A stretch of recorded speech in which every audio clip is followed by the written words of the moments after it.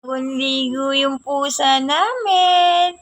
O yun o, kawawa naman si Ampon nakaraan. Puro kagat ng kaaway niya. Ngayon medyo magaling-galing na siya. Pinainom ko siya ng antibiotic at pinaliguan ko rin. Ginagamot pala ng pusa yung sarili niya.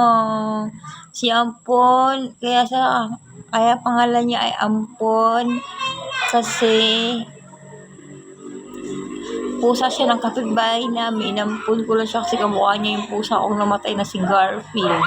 Pero mas pogi pa rin sa kanya si Garfield. Tsaka mabait yun si Garfield. Ampon! Ampon! Ampon! Mimi, mimi, mimi, mimi. Mimi, mimi, mimi. Ay, laks naman ang pogi ni Ampon ko ah. Sama mo tulungin Ampon. Ang dami nga sugat niya ni Ampon, no? Pero magaling na yan si Ampon. Nakakalakad na siya nakaraan. Wow! Ilang araw din niyang nasa higaan yun si Ampon. Ayun lang. Bye-bye. Update ko kayo sa alaga namin pusa.